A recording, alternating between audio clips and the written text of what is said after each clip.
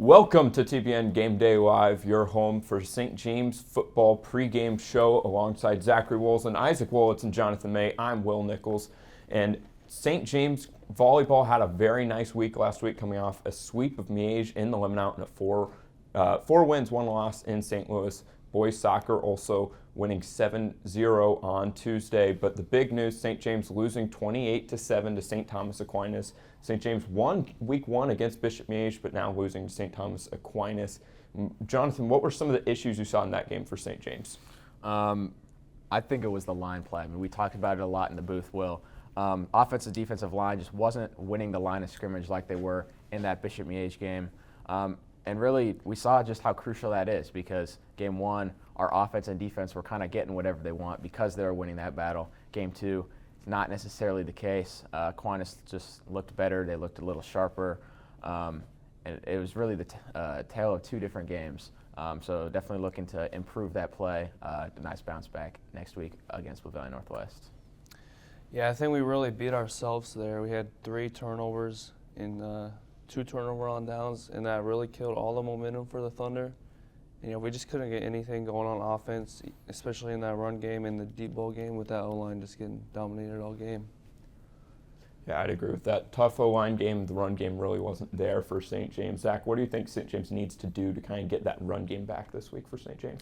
St. James needs to find the consistency they were lacking last week and discipline on defense, being able to stop the run and stay true to their assignments and be ready for whatever Blue Valley Northwest throws at them. Yeah, I agree for sure.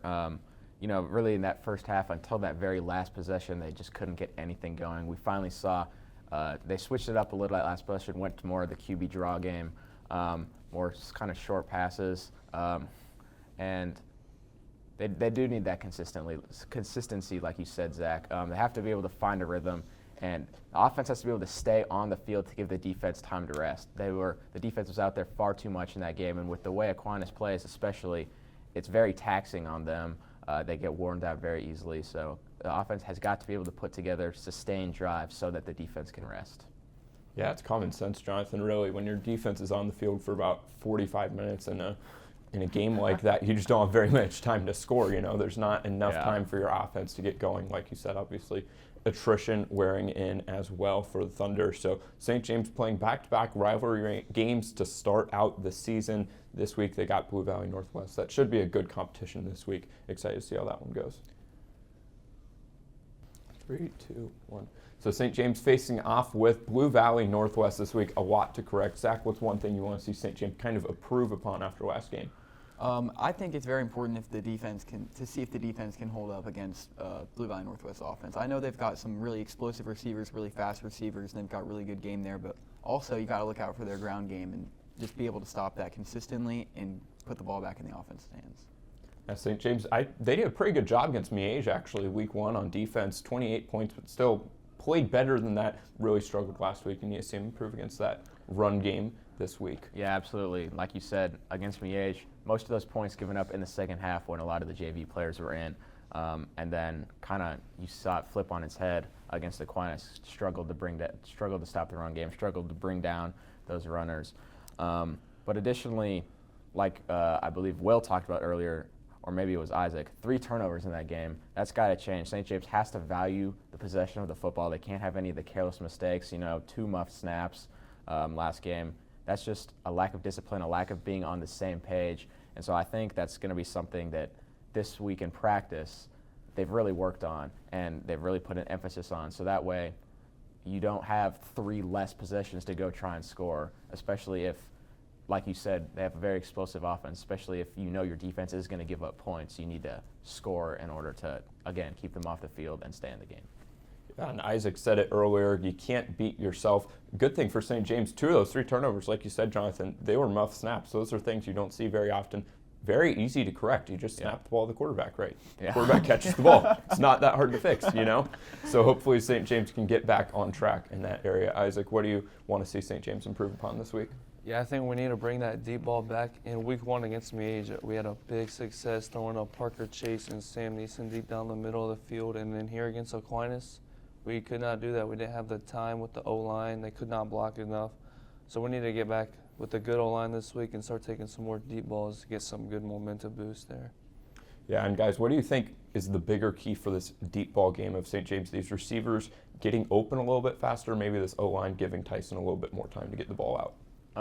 I'm going to go with the O-line. I think we saw it in week 1 that Parker and Sam and really any of our top 4 or 5 receivers can create separation and can get open downfield if they have time to do it. Also, credit kind of to Joshi's scheme. He's got a lot of good plays to get these receivers open. So I think as long as Tyson has a clean pocket to throw to them and doesn't have to throw off balance off his back foot, I think they're very capable of getting open, and it's going to be on that offensive line to just give time for those downfield routes to develop. I agree with Isaac. I think it's really easy to say that, oh, we need to throw the ball deep, but there's a lot more than just throwing the ball deep that goes into that. Yeah, I think it's a little bit of both. After week 1, Parker and Sam got a little bit more attention. The corners dropped back a little bit with some more safety help. But the O-line also got dominated, so I think it's a little bit of both. Both can, the O-line can improve, but yeah, we're going to have to start throwing to different receivers as Parker and Sam get more attention. Absolutely. And then looking ahead to this week, Zach, we're looking at a Blue Valley Northwest team that has a few really, really good receivers. But that O-line, it's going to be really tough. And they're going to be able to throw the ball deep when they want to, you would think, in this game as well. Oh, yeah. Blue Valley Northwest with 2, 4 or 5-star linemen on their both at tackle. It's going to be really hard to generate pressure on their QB. So I think it's really important that we dominate the line of scrimmage and avoid those costly turnovers. Three turnovers in the red zone last week. So not ideal for the Thunder. You talked about it a little bit. Really good O-lines can be a really good challenge for St. James' defensive line. They didn't play great last week, but they were the standout group against Miege week 1. So that should be a good challenge for St. James. For sure, and especially I think the secondary is going to definitely have to have a bounce-back game after last week. Obviously they kind of get lulled to sleep by that Aquinas run game, kind of gave up some easy passes and a touchdown last week. So they're really going to have to dial back in, especially as like you said, the Northwest quarterback is going to have a lot of time to sit in that pocket and find his receiver. So they're really going to have to be at the top of their game this week as well. Yeah, and just like Aquinas Northwest, heavy run team. So the DBs, again, can't be keyed in on that run so much that their speedy receivers just burn them deep and get touchdowns again. Yeah, and that kind of goes back to Jonathan's point earlier, discipline. That's really what you want to see. Secondary has to have some discipline in this game for St. James to have a shot against a really good Blue Valley Northwest team. All right, now it is time to pick some games. You're picking our top 5 games of the week. Let's look at the last 2 weeks. Zachary and Isaac both at 5-5. Jonathan's at 6-4. I'm at 7-3. Currently still in the lead back-to-back weeks. We're going to keep that streak going today. We're all at least 500. So. Yeah, over 500. I'll take it. Yeah. First game of the week here. It's Olathe North versus Lawrence High. This should be a good one. Zach, who do you got in this one? I like Lawrence High. I think they've been kind of made it best for the last couple of years, but I think they make it over the hump. Olathe North been struggling. They're 0-2, and I think Lawrence High is playmakers, especially at QB. I think they can make it happen. Jonathan, who you got? Yeah, I'm going to agree with Zach on this one. I think that 0-2 record speaks a little bit more after 2 weeks. I think Lawrence High's got this one. Yep, same thing going Lawrence High. North 0-2, and neither game was super close, so Lawrence High. Yeah, and I'm unfortunately going to have to go Lawrence High here as well. Banks Bowen at quarterback, son of Clint Bowen, longtime KU coach. Really love what they got going on over there. I think they're going to win. Close game, though. I think it's going to be a close one. Next game we're picking here, Free State High versus Mill Valley. Jonathan, who do you got in this one? I am going to take Mill Valley in this one after I did pick them to lose last week. I ruined Will's season prediction, said they were going to go undefeated to another state championship, and I knew they weren't. So I picked Lee Summit North over them last week. Lee Summit North fortunately won that, but I am going to go back to Mill Valley this week because even though they lost, they are still a very talented team, and so I think they got this one. Yeah, I also agree. I'm going back with Mill Valley. They played Lee Summit North tight game. They only lost by 2 possessions, so I think they'll bounce back. Yeah, Jonathan said it. Prediction down the drain in 2 weeks. Don't love that, but I'm still going to go Mill Valley here. I think, like you guys were saying, kind of a bounce-back game for them. Kind of like our KU prediction for this year. Yeah, we don't need to talk about that. Yeah, the Jayhawks aren't looking too good. I like Mill Valley, too. Free State is probably the little brother to Lawrence High nowadays, so I think Mill Valley just rebounds and finds a really good, consistent blowout win because Week 1, they really struggled against only the South team, 5 turnovers. I think they play their best football now. Yeah, you hope Free State doesn't find that clip of you saying that. They're going to clip that if you're not careful. Next one we got here, Capon versus Wichita East. Isaac, who you got in this one? I'm going Capon. They're 2-0. Wichita East got shut out last week, so yeah, they're going to lose. I'm going to go Wichita East here. I see real low-scoring game. Like you said last week, they got shut out, but they only lost 14-0. So I think, if there was a line on this one, I would take the under, but I'm still going to go Wichita East. I like Wichita East here over Capon. I think Capon lost a lot of their playmakers from last year's runner-up squad in 5A. I think Wichita East really good. They just need to find some more consistency at the QB position and make a run to the playoffs, have another chance at beating Northwest. I am going to agree with Zach and Will on this one. I'm going to leave Isaac as the only Capon picker. I'll go Wichita East. Like you said, Zach, I think they have a bounce-back week. No team likes being shut out, obviously. So I think they come back against a Capon team that, like you said, lost some guys from last year. I think they can pull it out this week. All right, so we got St. Thomas Aquinas versus Blue Valley next game here. 2 pretty good teams in EKL that St. James is going to have to watch out for. I'm going to pick first here. I think Aquinas wins just by a bit. I think it's going to be a close game, but you saw that was a really good Aquinas team St. James played against last week. A lot of veterans on that team, so I'm going to go Aquinas, but I think it will be a close game. I like Blue Valley in this one. Blue Valley is better at stopping the run than a lot of other teams in the EKL, and Blue Valley's been tested already this season, and they've proved that they're legit. I like them to shut down the Aquinas. Yeah, I'm also going to agree with Zach. Kind of hurts me to be agreeing with Zach this much on the show, but yeah, I'm going to also take Blue Valley. I think they're a really talented team, and they have a little bit more size than the Thunder, so I think that's going to definitely help with stopping that run game. And then I think their offense is explosive enough to put up more than 7 points, so I'll take Blue Valley. Yeah, Will's going to be alone here. I'm also going Blue Valley. They have a couple studs on defense, linebacker, and on the edge. They can stop that run pretty good. All right, last game of the week here, we're picking Bishop Miege versus Blue Valley West, 2 of the lower teams in the EKL right now. Jonathan, who do you got in this one?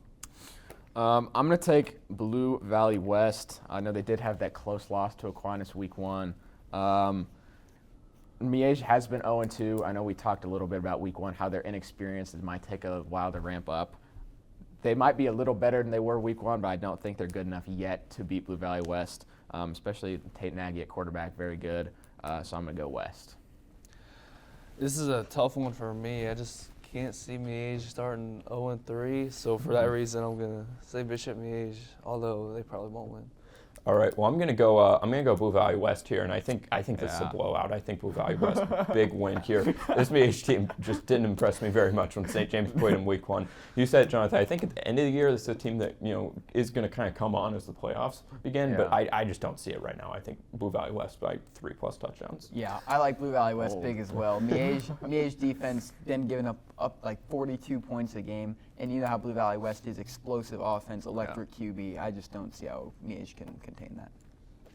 Right. And now we want to debut a new segment on the show called the Directional Game. There's so many schools in this, KC region, Olathe, Blue Valley, and Shawnee Mission schools with lots of directions that, frankly, we don't know very well. So we're going to test our knowledge right here next. This kid, Zach, before the show said that he knows every single mascot. So yeah, we're going to have to test that. Not that hard. We can. That's part of it. So name this mascot based on their colors, orange and blue. Olathe East Hawks. Come on. Wow, that was fast. What a guy. I told you. Oh, I'm man. not Ready for that. Come on. This school's colors are maroon and black. Maroon and black. I think of Shawnee Mission School. Is that the Shawnee Mission North Bison? It's the Shawnee Mission North. They're Oh, maroon. yeah. They are not maroon. They're- Yeah, that's true. maroon. And That is not oh. maroon. Let's leave red. Look it up. Okay. Maroon is red. But Oh, maroon's I dark. didn't think about that. We're learning our colors here. Yeah, that does look red. That's red. That does look Come red. on. We're going to I was looking at the gym floor. it's just Oh, what that's I'm- fair. my goodness. That's fair. Hey, look at the gym floor. That gym floor. All right. On Apple Maps. I hate to be All that right. guy. That gym floor was built in Okay. 1902. Regardless, you still got it right. Yeah, 2-0. Come on, guys, step it up. Alright. Easy one here. This colors Sorry. are Oh, what's it say? purple and black. Blue Blue Valley Valley Northwest. I said it first. Huskies. Give me I that. like Give me Jonathan that. here. Give it to Will. I said the Thank you. mascot. I said the Well, mascot. I know the mascot. I like You didn't Jonathan. say it. Yes, I The do. game is to guess the mascot. You're wrong. Yeah. Yes. Come on. 3-0. All right. On a technicality, but I don't care. Jeez. All right. We're going to go with a more difficult question. Okay. What is the oldest high school in Johnson County? Shawnee Mission North. It is Olathe North. Shawnee Mission East. North. It's Olathe. Dang Hey. it. Yeah, What's their North. mascot? Eagles. Yeah, there you I had go. no idea. Come on now. I knew it was one of them too. All the Olathe schools are birds. Yeah. Yeah. All right, here, last one. All right, last one. Tough What? directional school. Based on population, what is the largest school in the state of Kansas? Wichita East. Yeah. That's too Mays easy. South. Dang Come it. on now. That's what I was going to say, East? dude. That's too You're, easy. you're That's such too a easy. nerd for knowing Why do you that. know that? It's too easy. It's a How big many- city, how many man. people do It's a they big have? state. Yeah. how many- 2,100. That's the biggest in the Dang. state? Let's look right now. Let's fact check that. Yeah. How close is he? And they're I feel like playing it's got to games be with more like than 1,000 that. people. It has to be 2,300. It's That's not a good po- guess. Okay, so That's it's the not biggest? That's population, the it's enrollment. Well, I don't care. It gave me the enrollment. So, all right. For Zachary Woolson, Jonathan May, and Isaac Wolitz, I'm Will Nichols. Thank you so much for joining us here on TBN Game Day Live. Now let's send it up to the booth with Will Nichols and Jonathan May. Did you just refer to yourself in the third person? I did. Zach, you I'm that gotta guy. Anybody catch Zach put them